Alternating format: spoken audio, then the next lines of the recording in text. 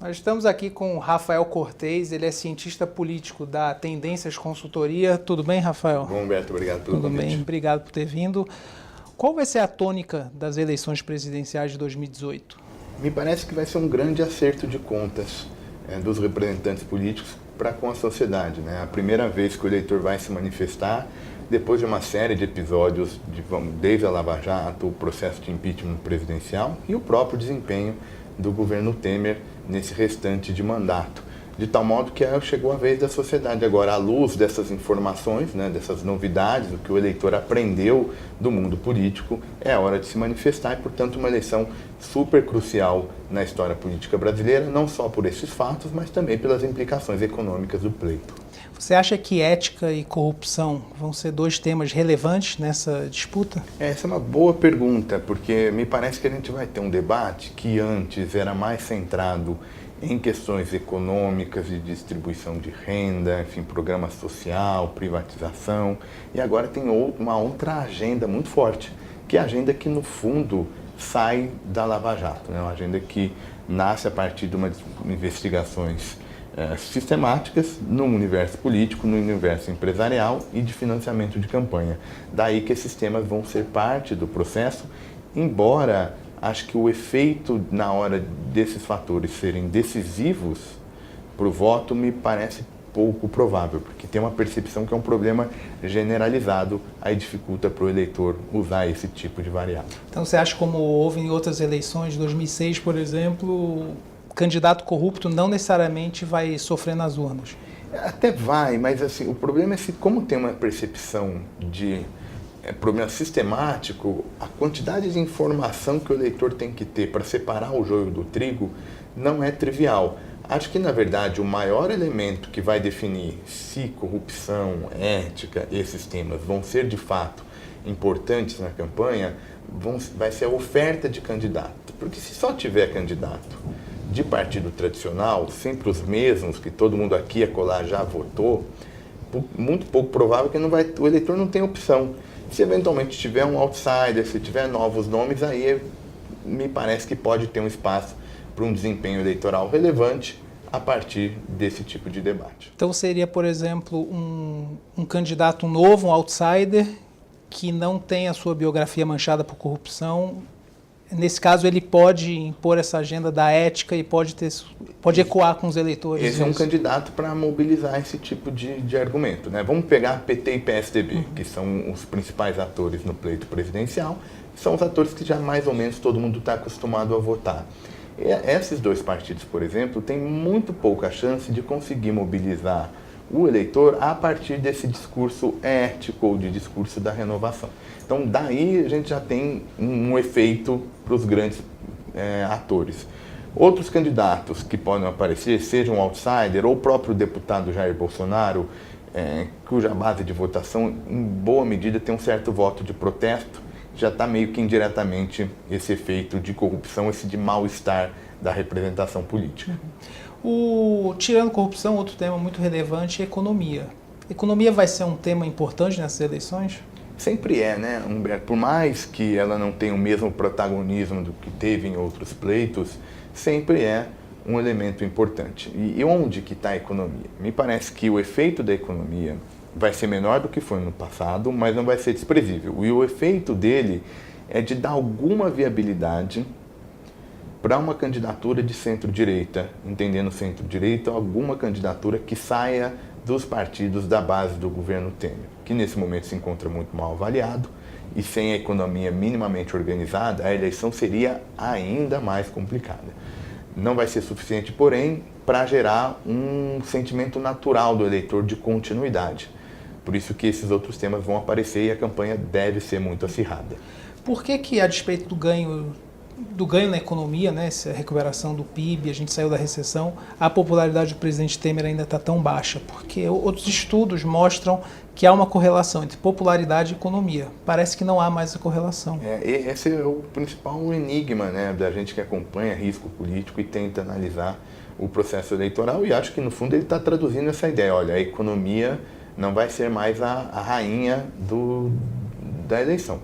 O próprio fato do governo ter retirado da agenda a reforma da Previdência e ter colocado a questão da segurança pública por meio da intervenção no Rio de Janeiro é sintomático de que a economia não foi suficiente para mudar a popularidade do governo. Ou seja, a gente tem um governo que até reorganizou a economia, mas que do ponto de vista do eleitorado, a percepção é de que continua com uma rejeição muito alta.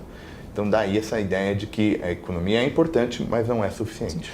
Falando em intervenção no Rio, segurança vai ser um tema relevante? Esse acho que é um dos temas que, de alguma maneira, são todos temas que saem de uma ideia de ordem, de revisitar uma busca pela ordem, uma estabilidade, por conta de todos esses episódios, seja no plano moral, seja no plano da segurança pública, sobretudo em grandes cidades, né, cuja percepção de insegurança tem aumentado. É um tema importante, um dos principais candidatos de 2018 está muito associado à questão da segurança pública, que é o deputado Jair Bolsonaro, e de tal modo, quando o governo trouxe a intervenção, fez a intervenção, certamente isso vai ser politizado e vai ser um grande tema para a eleição. Qual que é a sua opinião sobre a intervenção?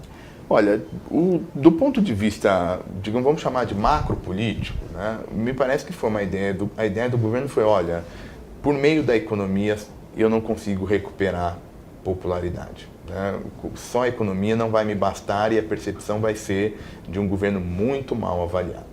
O governo fez a opção de trazer uma política pública, segurança pública, para responder esse anseio da sociedade.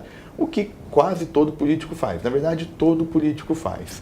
Me parece só que tem dois elementos que são preocupantes. O primeiro tem a ver com a ausência de uma política definida do que fazer e o modo como foi construído, né? Foi de forma quase que muito de supetão. Agora, se o governo responder com boas políticas, o efeito, essa dimensão eleitoral não tem tanto custo. Eu sou um pouco cético, acho que é um tema super difícil, super espinhoso, e acho pouco provável que ele se resolva a partir desse tipo de manobra eleitoral. Acho que nem daria tempo, né, para obter um resultado. Eu não sou especialista em segurança pública, mas pelo pouco que a gente conhece, esse é um fenômeno que tem N dimensões mais associadas à política social, à questão de organização do ponto de vista da inteligência policial, enfim, tem uma série de questões que pouco provável vão ser resolvidas numa mudança dignada como o governo fez. De tal modo que acho que eu prefiro ser um pouco cético em relação a isso. Agora, pelo menos se politizou, né? Na melhor das hipóteses, né? Perdão, na pior das hipóteses, está lá o tema que todo mundo vai discutir na eleição e aí todo mundo vai se manifestar, quem sabe o eleitor consiga fazer boas escolhas. Nesse debate de segurança, o deputado Jair Bolsonaro leva vantagem em relação aos outros pré-candidatos aí ou não? Isso foi curioso, né? Porque ele pouco se manifestou a partir do assassinato na vereadora no PSOL, na Marielle, que foi, enfim, chocou a sociedade e foi assim, trouxe à tona realmente que tipo de questão envolve segurança pública. E ele pouco se manifestou. Acho que isso é sintomático um pouco de que, muito embora ele tenha um piso eleitoral justamente por conta desse discurso, crescer a partir desse patamar não vai ser trivial. Por que ele não se manifestou sobre? Porque alguém poderia pensar, né? O Bolsonaro aproveitou essa insegurança para dizer, olha aí, ó, se até uma vereadora de quem eu discordei, nunca concordei com ela, mas é um absurdo o bandido matar um representante do povo e do meu governo a gente vai acabar com isso e tal. Ele não fez isso. Por quê? Porque eu acho que é uma questão super delicada, né? O que esse episódio ele traduz como a questão da segurança não é muito mais do que simplesmente reforçar o aparelho policial, né? O aparato de coação do Estado. São N questões que estão envolvidas, temas muito complexos, preservação das liberdades individuais, proteção de direitos humanos, garantia da liberdade política, enfim, tem tanta coisa envolvida que me parece que essa ausência de discurso mostra como agora a agenda não vai ser mais tão trivial de que, olha, precisamos de intervenção, a saída é militarização. Acho que a opinião pública vai olhar de uma outra maneira, vai ficar muito polarizado naturalmente, Mas por isso que acho que ele segurou um pouco nesse tipo de declaração. E qual que você acha que vai ser o impacto do assassinato da vereadora nessa eleição? Muda muito? Eu acho que assim, diante do que foi, né, do que representa, do momento em que o país vive, acho que a gente não pode isolar, né, o episódio diante do momento que a sociedade vive. Uma sociedade hoje muito mais polarizada, né, uma sociedade em que saiu daqueles anos do petismo, em que basicamente era a esquerda só que se manifestava. Outras pautas entraram nesse meio tempo,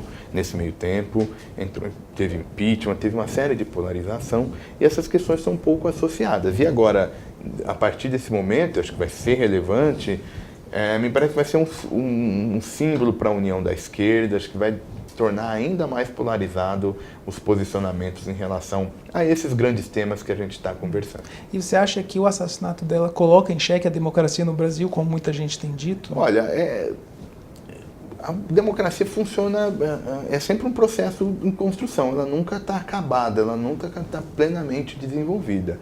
E nessa agenda de como desenvolver o regime democrático, me parece que a questão de preservação de agentes políticos ou de indivíduos ou movimentos sociais, enfim, que se organizem para participar do debate, para ter um peso na opinião pública, e a quantidade de episódios de violência política, esse é um tema que certamente a gente tem que olhar com cuidado. Então, é certamente um dos temas mais relevantes do ponto de vista do debate da democracia, que o mínimo que ela demanda e o mínimo que a gente precisa é a garantia desses direitos individuais e dos direitos políticos. Sem isso, é sinal amarelo e aí a gente tem que olhar com muito cuidado. Sim, mas quando bandidos matam uma representante do povo, isso é muito sintomático. É muito, assim, o tipo do problema que, e aí até um pouco lamentável, a forma como também tem sido colocado, né? Porque isso não é uma questão de esquerda ou direita, ou do partido A ou do partido B. Existem algumas regras que são fundamentais para que a gente tenha uma convivência minimamente pacífica e civilizada. E esse é o dilema do atual momento político brasileiro. Tudo é muito... Não é só politizado, tudo é muito partidarizado. Todos os conflitos são interpretados à luz de quase que uma única lente, que é ou esquerda versus direita, ou favorável A ao partido B, independente do tema. Então, acho que isso é uma simplificação. Eu até entendo, às vésperas de eleição, que isso mais ou menos ocorra, mas não é positivo, né? Tem questões que são além, e a gente precisa garantir para todo mundo, sem nenhuma distinção de qualquer natureza, para que a democracia funcione bem. Sob a luz da ciência política, como é que a gente explica essa partidarização, essa polarização da sociedade brasileira? Olha, eu acho que a gente precisa de mais do que ciência política. A gente precisa de ciência política, a gente precisa de sociologia, a gente precisa da antropologia, enfim, das humanidades como um todo, para pensar essa relação entre o funcionamento formal das regras do jogo, do que a gente chama de instituições políticas, associados ao tecido social, quem se organiza, quem mobiliza, esses direitos e deveres são garantidos a todos, enfim, é uma questão muito complexa. Eu acho que tem um ponto que é essencial nesse processo todo. A gente aprendeu, e acho que isso nesse sentido é positivo, que a sociedade brasileira pode sim se politizar. Essa ideia de que o brasileiro não é politizado, ela um pouco cai por terra, né? E o que parece que a partir de um desgosto com a representação política, emergem novos atores. Esses novos atores que estão emergindo, eles ainda precisam aprender, entender como operar esse sistema. Então eu acho que até tem uma dimensão positiva. Novas vozes entrando na arena pública é sempre positivo. Agora, isso é uma primeira parcela do problema. A segunda é organizar para se tomar decisões de fato. Então, o debate é importante, é relevante, mas tem a questão de legitimar o processo decisório, por isso que 2018 é muito importante. Falando em novos atores e velhos atores na política, você acha que em 2018 a gente marca o fim da polarização do segundo turno PT e PSDB? Acho que ainda tem uma chance dela se manifestar, acho que vai depender ainda muito de quais os candidatos vão aparecer, então nesse momento a gente ainda não sabe a oferta de candidatos, ou seja, o cardápio que o eleitor vai ter para escolher. Em geral, quando tem um cardápio muito amplo, é muita volatilidade, é uma dispersão de voto, né? Uma eleição à lá 89, por exemplo, para fazer uma referência a uma eleição nacional que teve essa marca, mas acho que ela ainda não, ela pode existir, né? Vai depender muito dessa relação dentro da base do governo e, naturalmente, do que o PT vai fazer na ausência, na provável ausência do ex-presidente Lula na campanha de 18. Você acha que o PT tem algum candidato competitivo para chegar ao segundo turno? Viável não tem nenhum nome que você possa dizer que tem atributos suficientes para em si mesmo, né? Ou seja, independente do efeito Lula, ter um projeto presidencial competitivo. Ou seja, todo nome que o PT lançar, quem quer que seja ele, vai depender dessa associação com o ex-presidente Lula. Então, muito mais do que o candidato A ou B, o projeto presidencial petista vai ser baseado na ideia de que, olha, nós precisamos continuar o legado Lula. Acho que essa vai ser a mensagem petista e aí, nesse caso, pode ir para segundo turno, acho que pode ser competitivo. Olhando para o PSDB agora, recentemente o Pércio Arida, que é o coordenador econômico do Alckmin, deu uma entrevista no jornal defendendo uma pauta liberal, dizendo que Alckmin, se eleito, vai privatizar, vai fazer reforma da Previdência, produtividade. Você acha que essa pauta tem alguma popularidade? Um presidente consegue ser eleito dizendo que vai privatizar e vai fazer reforma da Previdência previdenciária? Esse é um bom ponto, porque primeiro assim, acho que isso todo assessor econômico do candidato, sobretudo para esse campo político, vai fazer mesmo esse discurso, né? Entre falar que vai fazer e ter condições políticas para isso é um longo caminho, seja no momento eleitoral, né? Ou seja, que mensagem o candidato vai passar. Então, certamente não vai ser uma defesa tão explícita de determinadas agendas, mas, sobretudo, na hora de implementar, né? Não é trivial. Essa é uma das características, inclusive, da máquina pública no Brasil, a dificuldade de executar todos esses projetos, né? Tem intervenção do Judiciário, tem Tribunal de Contas, tem Ministério Público, só para citar alguns que podem eventualmente participar desse processo. O que eu acho que é importante, Humberto, é que, muito embora com toda essa limitação, o fato de PT e PSDB estarem sofrendo competição à esquerda e à direita, e aí no caso do PSDB uma competição muito elevada, vai fazer com que eles precisem sinalizar outros temas que outrora estavam um pouco mais escondidos. O próprio Alckmin, em 2006, se veste lá a questão do macacão da Petrobras, tem ali uma dificuldade de se posicionar. Acho que esse contexto mudou. Como tem mais competição, o PSDB vai precisar marcar um espaço como partido reformista, o partido mais liberal que a gente tem com competitividade. E falando de eleições, esse ano as eleições vão ter o uso da internet, né? Isso muda muito, ou seja, qual que é a mudança que você vê? É uma quebra de paradigma? Você tem internet, campanha no Facebook, nas redes sociais? Me parece que ela deve ter, não a ponto de ser um instrumento, uma variável que quase corre em paralelo ao mundo real, ao debate, aos temas que vão ser colocados. Acho que o papel da internet é dar magnitude para esses eventos. Reverberar. E reverberar, para o bem ou para o mal, essas narrativas que vão ser jogadas e definidas aí ao longo da campanha. Isso significa que, possivelmente, a gente vai ter uma volatilidade grande ao longo da campanha, porque um erro de fala, de discurso de um candidato pode ter um efeito muito maior do que tinha no passado, uma agenda mal colocada. Então, acho que, muito provavelmente, é um elemento novo e que vai dar essa dinâmica de volatilidade. E você acha que por exemplo, um candidato que tenha 30 segundos de TV com a internet, ele pode ter 10, 15, meia hora por dia, se ele tiver uma capacidade de vídeo, etc. Eu acho que não minimiza a importância da televisão? Claro que relativiza um pouco, mas não, isso tudo depende muito do candidato, né? Um candidato que é completamente desconhecido da massa do eleitor, me parece que vai ter muito pouca facilidade, vai ter muita dificuldade, na verdade, em se colocar para o grande eleitor, porque é realmente quem define a eleição. Um nome, por exemplo, como o Bolsonaro, é uma dinâmica diferente, porque o Bolsonaro já consolidou uma imagem antes da eleição. Então, o Bolsonaro, por exemplo, não deve sofrer tanto concorrendo por um partido menor, porque ele tem esses outros mecanismos.